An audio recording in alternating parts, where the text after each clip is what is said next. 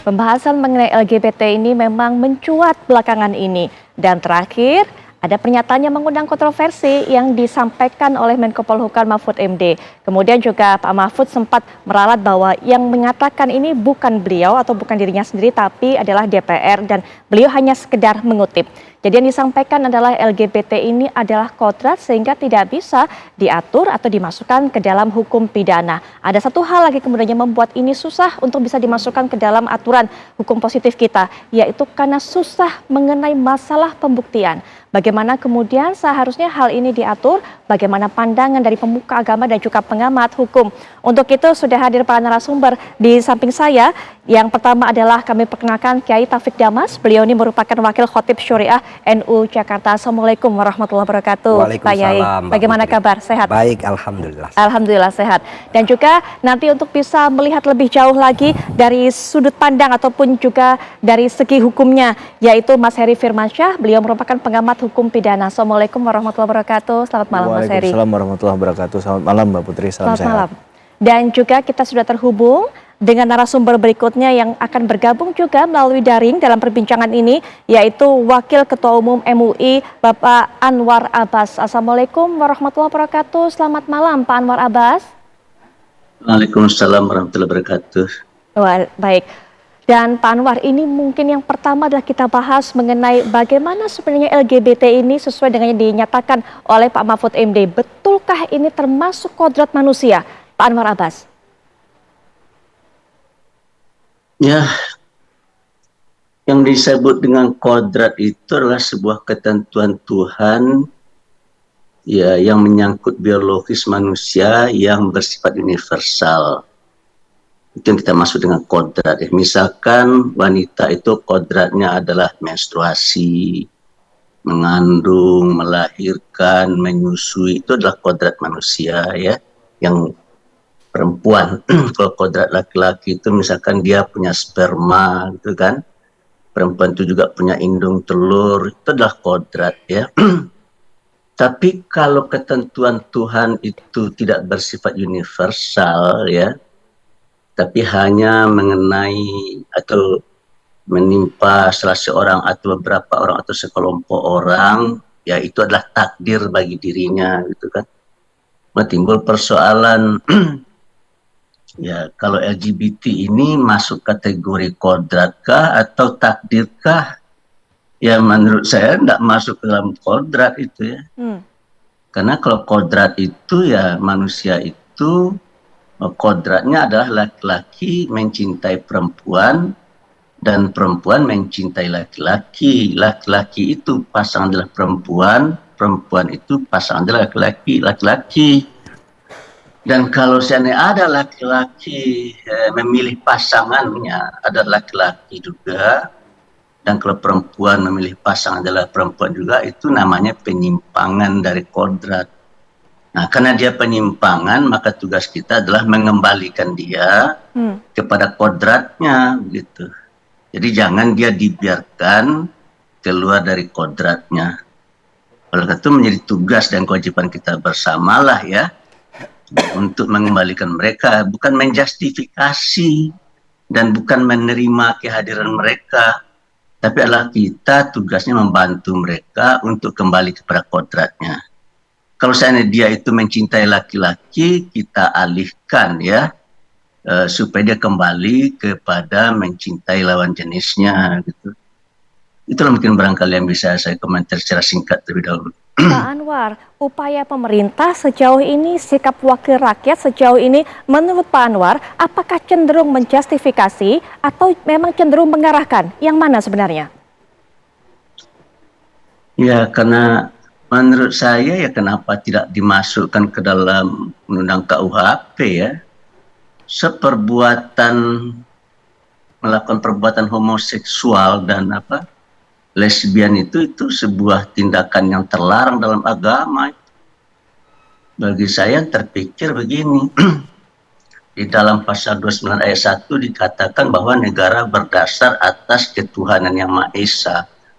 Oleh karena itu tidak boleh ada undang-undang ya, termasuk KUHP yang isinya telah bertentangan dengan ajaran agama. Dan seperti kita ketahui bersama di negara kita kan ada 6 agama yang diakui oleh negara ya. Itu agama Islam, Kristen, Katolik, Hindu, Buddha, dan Konghucu. Dari ke-6 agama tersebut, saya lihat tidak ada satupun yang membenarkan dan yang melegalkan praktek LGBT tersebut. Oleh karena itu pertanyaan saya adalah ya mengapa anggota DPR ini kok tidak memperhatikan nilai-nilai dari ajaran agama gitu. Tidak hanya ajaran agama Islam, tapi dari 6 ajaran agama yang ada tidak ada yang mentolerir satupun itu praktek LGBT tersebut gitu. Kenapa lalu tidak dihiraukan? Padahal di DPR itu kan agamanya juga ada yang agama Islam, Kristen, Katolik, Hindu, Buddha, dan Konghucu, ada itu semuanya. Lalu mengapa kok anggota DPR itu tidak memasukkan nilai-nilai dari ajaran agamanya ke dalam KUHP? Itu bagi saya sebuah pertanyaan besar. Padahal mereka itulah wakil-wakil rakyat ya. Padahal mereka itu semestinya menjadi insan-insan Pancasilais. Kalau mereka itu benar-benar insan-insan Pancasilais, maka menurut saya dia tidak akan lupa terhadap ajaran agamanya. Sebagai seorang Muslim dia tidak akan lupa dengan ajaran agama Islamnya. Sebagai seorang Kristen dan Katolik dia tidak akan lupa dengan ajaran Kristen Katoliknya. Sebagai orang Hindu dan Buddha dia tidak akan lupa sebagai orang Hindu dan Buddha. Sebagai orang Konghucu dia tidak akan lupa sebagai pengikut agama Konghucu. Tetapi mengapa kok mereka lupakan ajaran agamanya? Baik. Oleh itu kesimpulan saya ya ternyata anggota DPR kita juga tidak bisa memahami falsafah bangsa yang sendiri secara baik. Ternyata anggota DPR kita juga tidak bisa memahami konstitusi ya yang harus dia junjung tinggi di negeri ini secara baik. Itu dilema betul menurut saya ya. Semestinya setiap anggota DPR itu paham betul ya tentang Pancasila dan Undang-Undang Dasar 45. Sehingga tidak ada produk undang-undang yang dia buat yang bertentangan dengan ajaran agama.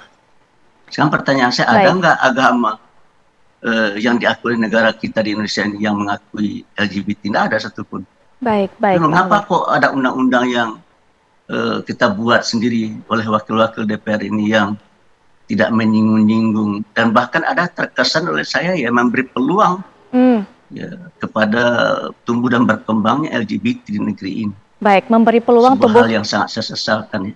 Baik, nanti kita akan lebih lanjut mendengarkan bagaimana pendapat narasumber, tapi memang dari kalimat yang diucapkan atau disampaikan oleh Pak Mahfud MD ini ada terbagi menjadi dua. Kalau saya bisa bilang intinya adalah yang pertama, betulkah kemudian LGBT ini termasuk kodrat? Yang kedua adalah bagaimana LGBT ini tidak bisa dimasukkan ke dalam KUHP. Nah, ini yang akan menjadi materi perbincangan kita malam hari ini.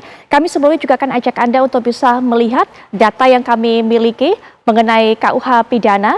Nah, ini pasal yang mengatur pidana perilaku sesama jenis. Anda lihat pasal 414 tentang pencabulan. Setiap orang melakukan perbuatan cabul terhadap orang lain yang berbeda atau sama jenis kelaminnya.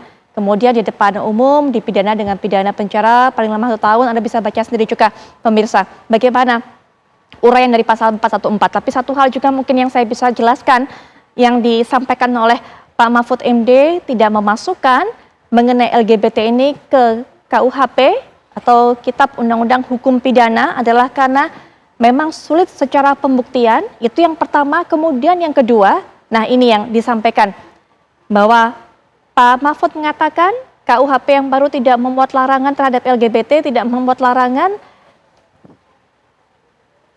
karena memang tadi sudah sempat saya jelaskan, karena memang LGBT itu kodrat dari Pak Mahfud MD yang kabarnya disampaikan mengutip dari anggota DPR. Kemudian juga masalah pembuktian, sehingga kemudian satu lagi karena kodrat ini bukan orangnya yang bisa dihukum, tapi kemudian adalah perbuatannya yang bisa dihukum. Kita minta pandangan dari Pak Yai, bagaimana Pak Yai? Mungkin dari poin pertama terlebih dahulu, betulkah kemudian LGBT ini kodrat sehingga orangnya tidak bisa dihukum, tapi perbuatannya yang dihukum? Terima kasih. Assalamualaikum warahmatullahi wabarakatuh. Waalaikumsalam warahmatullahi wabarakatuh. Soal apakah LGBT ini kodrat atau bukan, ya tentu ada pandangan yang berbeda-beda. Tapi saya punya pengalaman dengan beberapa kawan yang memang dia homo atau lesbi. Itu kalau ditanya, seandainya dia bisa memilih, dia ingin menjadi orang yang seperti kebanyakan orang. Karena menjadi homo, lesbi atau transgender itu ternyata di masyarakat itu tidak enak, mendapat stigma bahkan di dalam keluarga. Itu ada beberapa kasus perempuan yang tidak suka laki-laki, dia sukanya pada perempuan juga, dan keluarganya tahu, keluarganya marah, mencela, mencaci maki, bahkan sampai ada kasus memaksa si perempuan ini untuk suka laki-laki, kemudian diperkosa oleh keluarganya sendiri. Ini kasus gitu, yang harus dilihat fakta. Maka kalau ditanya apakah kodrat atau bukan, kita bisa bertanya kepada mereka. Seandainya bisa memilih, mereka itu pasti memiliki orientasi seksual seperti kebanyakan orang. Karena itu yang aman. Ketika dia lahir sebagai laki-laki, ya udah dia akan terus jadi laki-laki. Dia menikah dengan perempuan. Sebaliknya kalau dia dilahirkan sebagai perempuan, ya dia terus jadi perempuan. Kemudian menikah dengan laki-laki. Tapi ternyata kasusnya tidak sesederhana itu. Banyak orang yang lahir sebagai laki-laki tapi memiliki jiwa perempuan. Ada juga seorang perempuan jiwanya laki-laki sehingga kemudian menjadi lesbi atau gay. Nah, maka kalau ditanya apakah kodrat atau bukan, ya itu pasti terjadi perbedaan pendapat. Ada yang bilang itu kodrat atau ada yang bilang itu bukan kodrat. Baik, nah mungkin untuk bisa menyatukan pendapat tersebut didudukkan kembali kepada aturannya yang ada dalam Al-Quran seperti apa? Dalam agama seperti apa, Pak Yai? Aturan di dalam agama tentu mengecam. Agama itu perilaku sesama jenis. Agama mengecam. Tapi kita kan bisa di zaman sekarang ini kalau kita baca penelitian itu kita harus melihatnya itu secara simpatik. Sehingga tidak jatuh korban di kalangan LGBT itu diperlakukan tidak nyaman di tengah masyarakat. Bahkan di tengah keluarganya banyak yang karena stigma-stigma itu kemudian diperlakukan secara diskriminatif dan lain sebagainya. Saya pribadi ya tidak akan mendukung kalau ada, tidak akan mendukung. Atau bahkan saya mengecam kalau ada kelompok LGBT yang mengkampanyekan orang untuk masuk dalam kelompok itu. Tapi kalau ada kelompok yang menolak diskriminasi terhadap LGBT, ya saya setuju. Karena memang tidak boleh diskriminasi yang namanya LGBT. Saya umpamanya punya perusahaan, punya pegawai. Kebetulan pegawai saya gay atau lesbi, ya saya tidak boleh memecat. Gitu loh. Itu yang saya maksud anti diskriminasi terhadap LGBT. Tapi kalau ada kelompok LGBT mengkampanyekan agar orang ikut kelompok mereka, yang laki-laki jadi gay, yang perempuan jadi lesbi, wah itu harus kita kecam yang seperti itu, gitu loh. Jadi sekali lagi soal kodrat atau tidak, saya kembali seandainya orang bisa memilih, orang pasti memilih orientasi seksual yang aman, yang tidak kemudian mendapatkan stigmatisasi, tidak dikecam, tidak dihina, tidak dilecehkan, begitu. Baik, bagaimana kemudian dengan memasukkan pidana ini atau maksud saya masukkan LGBT ini ke dalam hukum pidana, nanti juga Mas Heri akan berikan pandangannya, tapi setelah jeda berikut ini kami segera kembali. Untuk Anda yang mungkin baru bergabung dalam perbincangan ini di Apa Kabar Indonesia Malam, kami juga perlu sekali lagi untuk bisa menginformasikan kepada Anda bahwa dari pernyataan yang disampaikan oleh Pak Mahfud MD mungkin bisa kita bagi menjadi dua, kita ambil 2 poin. Yang pertama adalah betulkah kemudian LGBT ini merupakan kodrat, karena dasar inilah yang disebut Pak Mahfud MD yang menjadikan para pelaku ini tidak bisa kemudian dihukum atau para penganut LGBT ini. Dan yang kedua adalah apakah betul memang LGBT tidak bisa dimasukkan ke dalam hukum pidana kita, hukum positif kita. Mas Heri, apakah memang ini termasuk hukum agama yang tidak bisa dimasukkan dalam hukum pidana, memang berbeda wilayahnya atau seperti apa? Ya, sebelumnya kan kalau kita lihat dari tema ini kan ada hukum Islam dan HAM ya. Betul. Seakan-akan kalau saya membacanya ada dikotomi antara hukum Islam dengan HAM. Seakan-akan itu hukum Islam tidak mencerminkan adanya HAM. Padahal kan HAM itu di setiap agama pasti diajarkan. Dan bahkan Islam pun mengajarkan hal itu ya, tentang human rights itu kan dijunjung tinggi bagaimana itu juga diajarkan. Dan dalam perspektif kalau kita bicara pendekatan hukum kemanusiaan, itu kan bicara tentang legal protection on the law, legal justice under the law. Orang itu akan dilindungi kalau eksistensinya diakui. Nah, sehingga kenapa menurut saya ya KUHP itu tidak menyebutkan kata LGBT di dalamnya, kemudian juga tidak mengatakan perbuatan LGBT itu dilarang, karena masih perdebatan di situ secara demokratis apakah kemudian LGBT ini pantas dalam tanda petik ya, mendapatkan hak untuk kemudian sama tadi kedudukannya dengan yang katakanlah yang normal, yang kita katakan sesama jenis, karena dianggap ini ada perilaku menyimpang dalam konteks tatanan sosial ya. Maka itu yang kemudian tadi mengapa dia nggak langsung dimasukkan dalam KUHP. Karena ada konsekuensi logis dan yuridisnya jika menempatkan hal itu dalam KUHP. Dan dalam perjalanan masih banyak perdebatan, Mbak Putri. Untuk itu kemudian dikatakan sebagai subjek hukum tadi. Betul. Sehingga kalau kita lihat tadi pasal KUHP yang dimasukkan, yang beririsan menurut pandangan kita dengan LGBT, itu kan menyatakan misalnya perbuatan cabul yang dilakukan oleh sesama jenis maupun lawan jenis. Berarti ini hanya bagian itu saja yang kemudian dielaborasi, tapi tidak mengatakan di dalam KUHP saya tidak menemukan ya bahwa tadi perbuatan LGBT itu dilarangnya tidak ada. Tapi ketika mengerucut pada salah satu atau salah dua ketentuan pasal, tadi yang kita lihat di pasal 414 begitu. Masalahnya adalah pencabulan berarti. Ya, sedangkan pencabulan dalam perspektif umum ya mau sesama jenis, mau beda jenis, pelanggaran itu pasti dilarang dalam konteks hukum bisa dipidana nasional, begitu kan? Karena memang tujuan dari hukum pidana adalah menjaga tata tertib masyarakat. Tertib masyarakat itu yang dijaga. Nah, jadi perbuatan yang dilakukan oleh sesama jenis ataupun yang berbeda jenis, ya tetap akan dilarang itu perbuatannya. Karena dalam konsepsi konstruksi hukum pidana itu kan ada perbuatan yang dilarang, dengan perbuatan yang dilarang tadi ada ancaman pidananya, ada sanksi pidananya. Betul. Mas Heri, tapi apakah hanya cukup dengan ini saja sudah cukup? Sehingga kemudian tadi seperti Pak Anwar Abbas bilang, kita sebenarnya tidak menjustifikasi atau pemerintah tidak menjustifikasi dan juga tidak memberikan tempat bagi mereka. Apakah kemudian hanya cukup dengan hanya ini? Saya tidak menguasai hukum Islam, jadi saya tidak akan bicara pada konteks tadi. Tapi dalam konteks hukum pidana, kita akan bicara tentang criminal policy, Mbak. Kebijakan hukumnya tadi seperti apa untuk hukum pidana. Kemudian yang melatar belakang pasti adalah politik hukum. Nah ini ada political will nggak dari pemerintah? Nah ini jatuhnya kan pastinya bukan di masyarakat kan. Masyarakat mungkin hanya mendorong isu ini agar concernnya di situ. Tapi yang ketok palu pastilah DPR kan. Yang punya legitimasi untuk melakukan hal itu karena dari pemilu kita titipkan suara kita, hak kita kepada mereka untuk kemudian bisa melakukan hal ini. Nah perdebatannya bukan lagi bicara tentang ranah hukum saja, tapi political will. Nah kita belum melihat sejauh ini dengan KUHP yang baru, Undang-Undang 1 tahun 2023, itu pernyataannya tegas dan lugas terkait dengan isu ini. Baik. Sejauh ini itu yang bisa kita pahami begitu. Baik, nah kita juga karena tadi sudah disampaikan juga oleh Mas Heri, kita juga bisa baca bagaimana judul dari perbincangan kali ini, LGBT Dilema Hukum Islam dan HAM, terkait juga dengan hak asasi manusia. Kita sudah terhubung dengan Bapak Ahmad Taufan Damanik selaku mantan Komisioner Komnas HAM. Assalamualaikum warahmatullahi wabarakatuh. Selamat malam Pak Taufan. Waalaikumsalam warahmatullahi wabarakatuh. Baik, Pak Taufan, pengaturan mengenai LGBT ini jika dimasukkan dalam hukum pidana, hukum positif kita, apakah termasuk pelanggaran terhadap hak asasi manusia, Pak Taufan? Ya itu gini ya, dalam konsepsi internasional memang ada range yang katakanlah dari mulai yang paling kiri sampai yang paling liberal misalnya itu ada semua. Yang paling liberal misalnya sebagai contoh ya, negara-negara yang bahkan mengakui dan melegalisasi misalnya pernikahan sejenis, mengakui organisasi LGBT ya misalnya seperti itu. Dua isu ini bagi Indonesia akan sangat sulit dan bagi negara-negara tertentu juga sangat sulit. Tapi kita juga tentu melihat juga ada negara-negara yang tadinya tidak melegalisasi pernikahan sejenis, kemudian sekarang melegalisasi. Taiwan sebagai contoh itu yang terbaru.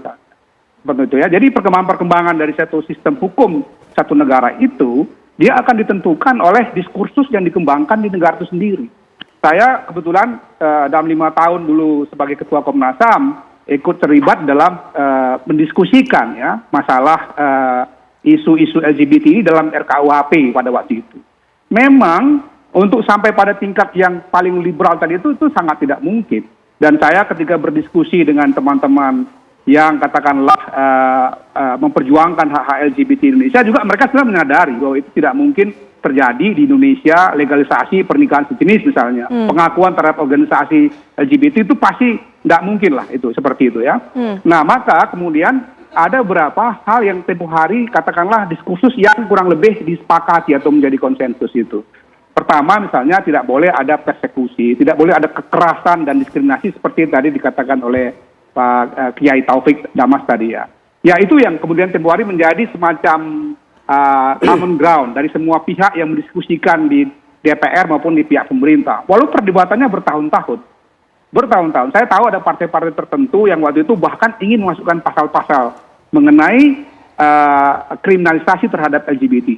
Tapi ada perdebatan lain, misalnya dari ahli-ahli hukum juga yang mempersoalkan apakah identitas seseorang yang itu merupakan pribadi, pilihan pribadinya itu bisa diintervensi oleh negara melalui pasal-pasal pidana dalam KUHP. Itu perdebatan waktu itu, sehingga kemudian jalan tengah yang diambil adalah terkait dengan kriminalisasi yang terkait dengan perilaku. Jadi seperti tadi pasal tertentu yang melarang perbuatan cabul. Meskipun dulu memang saya sebagai ketua Komnas saya katakan, loh kalau perbuatan cabul ya kepada siapa saja sebetulnya, nggak boleh itu ada. Perbuatan kekerasan seksual kepada anak misalnya di bawah 18 tahun, waktu itu mau ada masuk subpasal ya, yang memasukkan unsur LGBT. Saya waktu itu mendebat, saya katakan bukan saya setuju, saya sama sekali nggak setuju karena saya 30 tahun lebih memperjuangkan hak anak, saya paling anti kekerasan seksual terhadap anak. Tapi saya katakan kekerasan seksual terhadap anak itu tidak boleh dilakukan oleh siapa saja. Mau LGBT maupun yang bukan LGBT, semuanya itu harus dipidanakan. Maka pasal-pasal yang berkait dengan perilaku seksual yang kita anggap tindak kriminal itulah yang kemudian disepakati menjadi platform bersama di dalam KUHP. Tapi saya akui bahwa perdebatan itu lebih dari 12 atau 15 tahun sebetulnya. Dan akhirnya inilah yang kita terima dan saya kira ini platform atau common discourse yang kita sepakati bersama. Nah, sekali lagi soal perspektif asasi manusia, perspektif asasi manusia itu seperti saya katakan tadi, itu ada yang mulai dari ekstrim kiri sampai ekstrim yang paling kanan.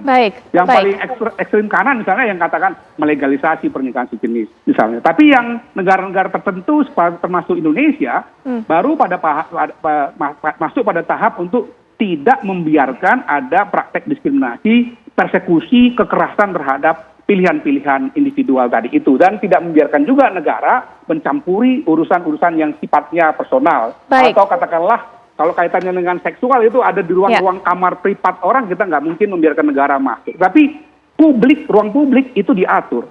Kan kita punya undang-undang yang juga sudah lama dulu ya, yang melarang pornografi dan macam-macam. Itu kan ruang publik.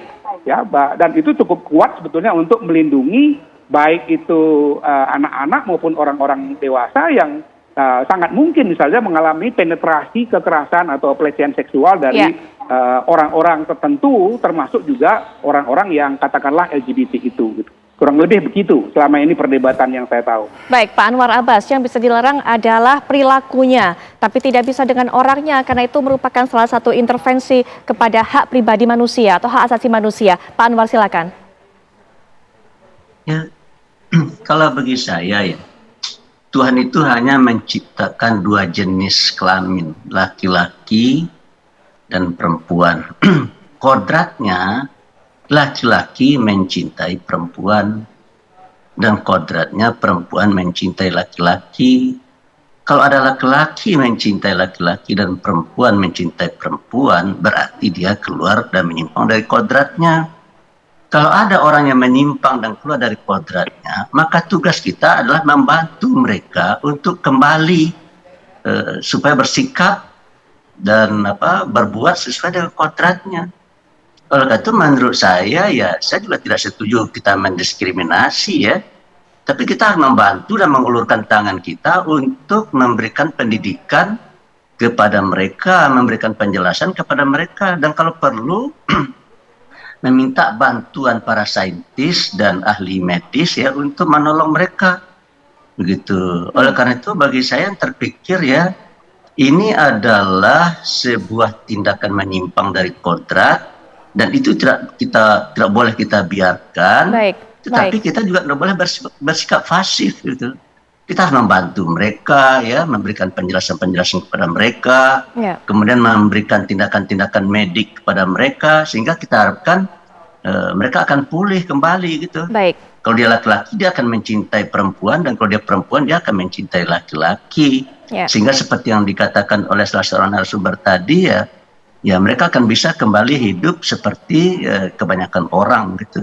Karena dia juga ingin hidup sesuai dengan kodratnya. Seperti itu ya. Baik Pak Anwar, nanti kita lanjutkan kembali, tapi Pak Taufan, terima kasih sudah berkenan untuk bisa bergabung dalam perbincangan ini walau singkat dengan keterbatasan waktu yang dimiliki. Terima kasih sudah memberikan informasi ini kepada kami. Selamat malam. Dan nanti untuk para narasumber lainnya kita masih akan lanjutkan perbincangan setelah jeda, kami segera kembali. Baik, segmen ini merupakan segmen terakhir perbincangan kita mengenai hal ini. Jadi mungkin saya akan berikan kesempatan pendek-pendek singkat-singkat kepada para narasumber. Pak Yai terlebih dahulu mungkin. Baik, pada akhirnya saya setuju bahwa yang bisa diintervensi oleh negara tentang itu semua itu ya memang negara harus intervensi. Contoh yang bisa diintervensi oleh negara itu adalah legalisasi organisasi LGBT. Itu kan negara tidak boleh melakukan itu. Tidak perlu negara melegalisasi adanya organisasi LGBT atau legalisasi pernikahan sesama jenis. Nah, ini juga wilayah negara. Pemerintah boleh melarang, tidak ada legalisasi. Jadi kita tidak ingin juga negara ini terlalu liberal seperti beberapa negara yang melegalisasi pernikahan sesama jenis atau melegalisasi organisasi LGBT. Tidak perlu. Nah, tapi bahwa kita ini harus memiliki cara pandang yang humanis terhadap kelompok itu, iya, sehingga tidak terjadi diskriminasi, bahkan tidak terjadi stigma dan lain sebagainya. Kita bisa bayangkan kalau bukan di setiap keluarga, ada keluarga yang kemudian salah satu anggotanya itu menjadi bagian dari LGBT. Itu kalau dinarasikan sebagai secara negatif, itu kadang-kadang mereka mendapatkan perlakuan yang tidak menyenangkan. Banyak kasus akhirnya mereka lari dari rumah. Di jalanan, ngamen, ketemu sama-sama komunitasnya, akhirnya melakukan hubungan seks sesama jenis yang tidak terkontrol. Maka lahirlah berbagai fenomena sosial atau penyakit sosial, penyakit yang kemudian seringkali disinyalir itu seperti AIDS dan lain sebagainya, tidak terkontrol lagi. Gitu. Jadi bagi saya harus ada cara pandang yang simpatik. Apakah ini kodrat atau bukan kodrat, itu tadi saya sering tanya kepada mereka. Kalau mereka bisa memilih, itu sebagian yang pernah saya tanya, mereka akan memiliki orientasi seksual seperti kebanyakan orang. Baik. Kemudian juga pada penutup dari Pak Anwar Abbas, silakan Pak. Ya, kalau bagi saya ya negara tidak boleh mentolerir praktik LGBT. Nah, oleh karena LGBT itu adalah penyimpang dari kodrat. Oleh karena itu tugas kita bersama lah, tidak hanya tugas masyarakat dan keluarga, tapi juga tugas pemerintah membimbing mereka, mengarahkan mereka supaya kembali kepada kodratnya agar mereka bisa hidup aman, tentram, damai, dan bahagia. Oleh karena itu bagi saya negara tidak boleh berlepas tangan. Oleh karena itu juga lah sebabnya mengapa saya tidak mentolerir ada konser Coldplay. Karena kalau seandainya konser itu kita perbolehkan, maka berarti kita memberi ruang kepada gerakan LGBT untuk mempromosikan perilaku menyimpang tersebut gitu.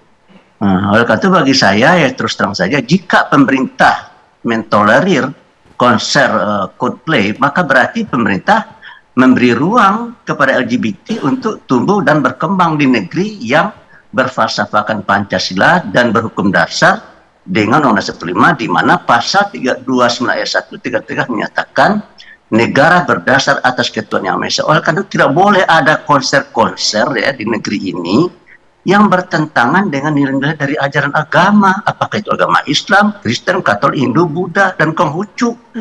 Padahal kan masih banyak konser-konser lain ya, pemusik-pemusik lain yang bisa kita terima. Kenapa tidak yang sesuai dengan falsafah bangsa kita saja yang kita undang begitu? Baik. Itu bagi saya sebuah pertanyaan besar. Baik. Ada apa dan mau apa negara ini? Baik, Gitu. baik Pak Anwar. Padahal dampak dan implikasinya luar biasa ini. Ya. Saya sudah berkonsultasi dengan psikolog ya. Kira-kira apa dampak kalau seandainya Coldplay ini diselenggarakan? Kata mereka begini, kalau para pendukung fanatiknya Pak Anwar, mereka akan meniru segala tingkah lakunya serta pandangan dari para pemain Coldplay ini. Kalau mereka pendukung LGBT, mereka akan menjadi pendukung LGBT gitu. Dan yang paling merisaukan para psikolog adalah anak-anak remaja yang sedang mencari jati diri. Maka tidak mustahil ya anak-anak remaja kita akan terpengaruh oleh Coldplay ini, konser musik ini, sehingga akhirnya ya LGBT di negeri ini tumbuh dengan subur dan berarti. Kalau itu terjadi ya, maka negeri ini menurut saya akan menjadi negeri yang masyarakatnya tidak lagi berakhlak dan bermoral. Ya. Baik, Karena Pak Anwar. menurut saya penyimpangan dari kodrat itu adalah tidak sesuai dengan nilai Pancasila dan konstitusi kita. Baik, Demikian, baik. terima kasih. Baik, Pak Anwar. Assalamualaikum. Singkat saja mungkin Mas Heri, terakhir. Ya, mungkin dorongannya begini, pemerintah punya sikap tegas ya, ekstrim kiri atau kanan, tapi tidak selalu di tengah saja. Agar ini jelas sebenarnya posisi pemerintah terkait dengan hal ini apa, menolakkah atau menyatakan pendapat yang lainkah, sehingga ini tidak menjadi diskursus dari publik yang tidak menemui ujung kan, Ya, gitu betul. kan. Dan ada konsekuensi logis dan yuridis jika misalnya LGBT ini diatur dalam hukum positif kita. Karena bicara tentang regulasi, di ujungnya ada penegakan hukumnya. Harus difikirkan betul ini. Masalah SDM, masalah katakanlah penumpukan perkara terkait hal ini, bagaimana penyikapannya. Jangan sampai ada regulasinya, tapi penegakan hukumnya ternyata tidak kemudian selaras dengan regulasi itu sendiri.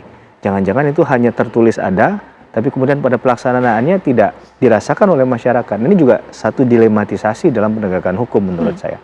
Jadi perlu dihitung kembali dan kemudian perlu pernyataan sikap yang tegas dan jelas yang clear dari pemerintah terkait hal ini. Baik, Mas Heri terima kasih, Pak Yai juga terima kasih, Pak Anwar Abbas juga terima kasih sudah berkenan untuk bisa berbincang-bincang mendiskusikan masalah hari ini di Apa Kabar Indonesia Malam.